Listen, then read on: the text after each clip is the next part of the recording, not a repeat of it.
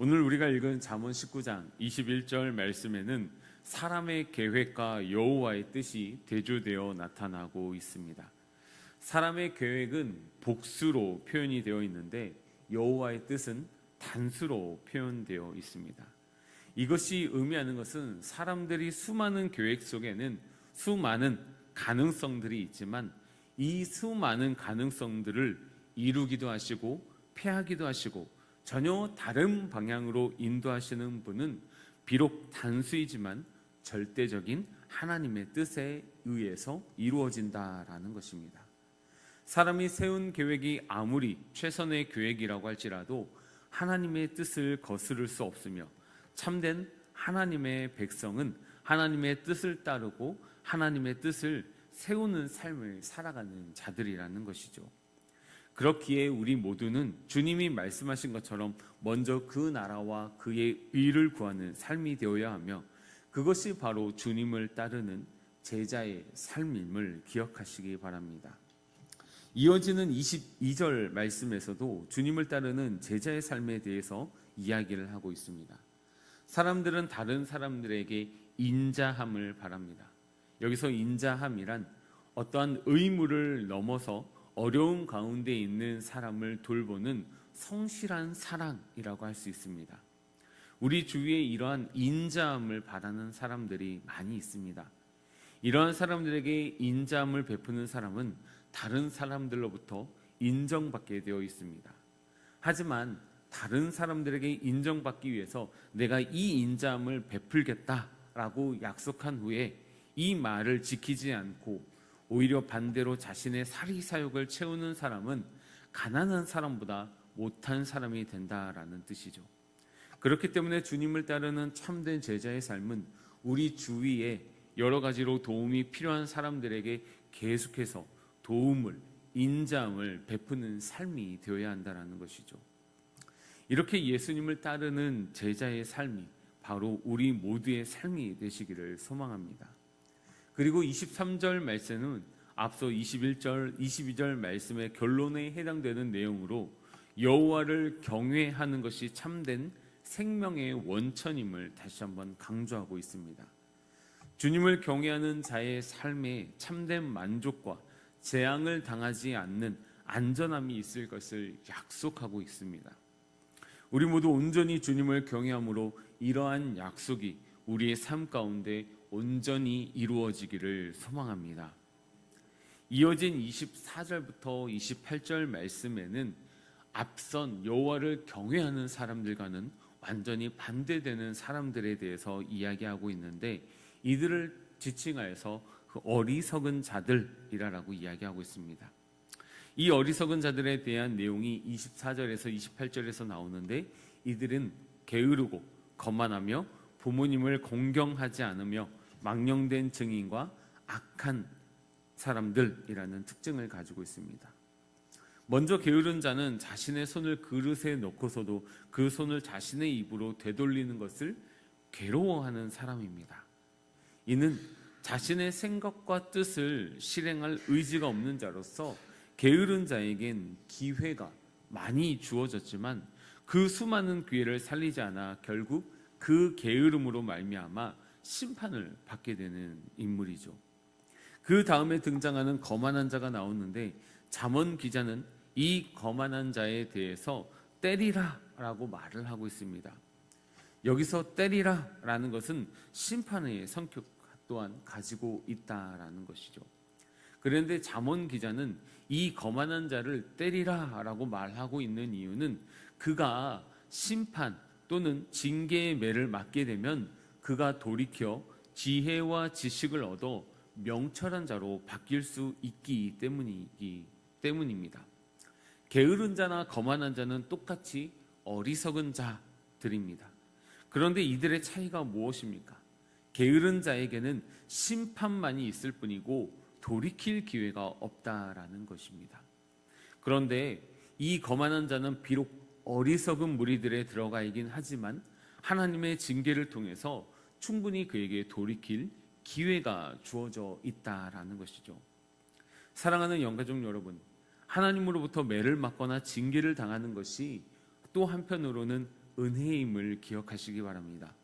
왜냐하면 하나님께서는 우리를 포기하지 아니하시고 우리를 돌이키시기 위해서 하나님의 백성으로서의 온전한 삶을 이끌어 가고 계시기 때문입니다. 이러한 하나님의 사랑과 은혜에 재빨리 반응해서 온전한 길로 회복되는 은혜가 있기를 소망합니다. 그 다음으로 등장하는 어리석은 사람은 아비를 구박하고 어미를 내쫓는 자식으로 부모가 연로하고 연약해져서 자녀들의 보살핌을 받아야 함에도 불구하고 이 불효자는 오히려 부모를 집에서 내쫓아내는 모습을 보여주고 있습니다. 잠언 기자는 이런 패역한 자녀가 될 수밖에 없었던 원인을 설명하고 있는데 오늘 본문 27절 말씀입니다. 오늘 본문 27절 말씀 다시 한번 읽도록 하겠습니다. 내 아들아, 지식의 말씀에서 떠나게 하는 교훈을 듣지 말지니라. 아멘. 이 패역한 자녀가 부모를 때리고 내쫓게 되는 이유는 바로 지식을 떠나게 하는 말씀, 부모의 교훈을 듣지 않았기 때문입니다. 자녀가 이러한 지경에 이르게 된 것은 하루아침에 된 일이 아닐 것입니다. 그래서 잠언 기자는 부모의 가르침과 반대되는 지식에서 떠나는 나쁜 교훈에 빠지지 않도록 요청하고 있음을 기억하시기 바랍니다. 이는 우리의 신앙생활에도 똑같이 적용되는 내용입니다.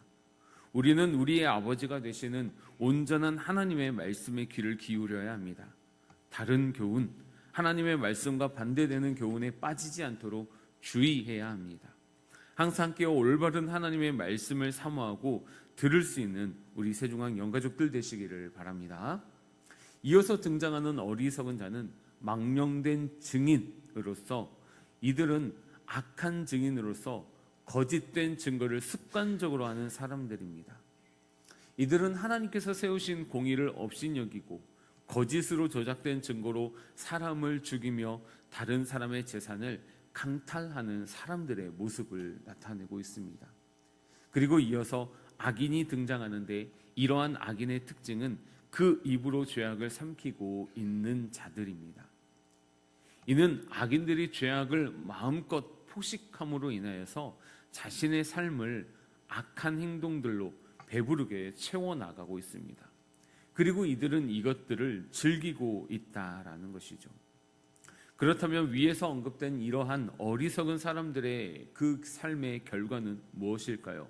오늘 본문 29절에 나타나 있는데 29절 말씀 함께 읽도록 하겠습니다.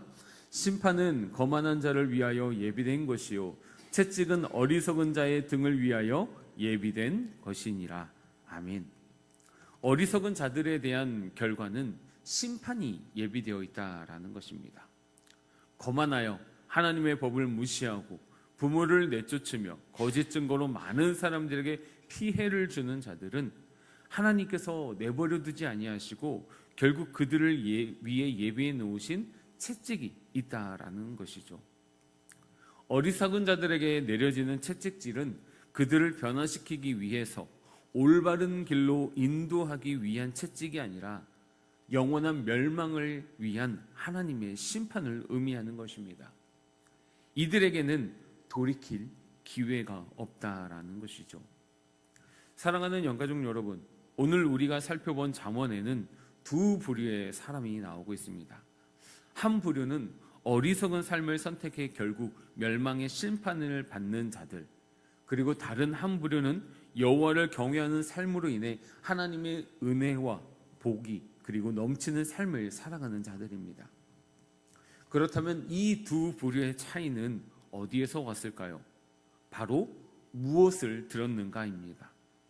어리석은 자들은 지식의 말씀에서 떠나게 하는 교훈을 들은 자들이었고, 하나님을 경외하는 자들은 지식의 말씀을 들은 자들이라는 것이죠. 우리가 무엇을 듣냐? 이것은 참 중요합니다. 왜냐하면 우리가 들은 것이 우리의 마음밭에 심기게 될 것이고, 그 마음밭에 심기게 된 것이 분명히 자라서 열매를 맺게 될 것이기 때문입니다.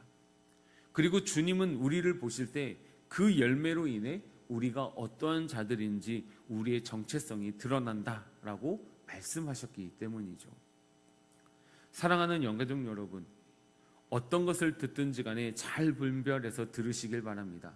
그리고 들으실 때 될 수 있으면 진리의 말씀, 생명의 말씀, 지혜의 말씀을 들으시고 그 들은 말씀을 통해서 여호와를 경외하는 삶을 통해 항상 주님의 놀라운 은혜와 평강이 넘치는 삶이 되시기를 소망합니다.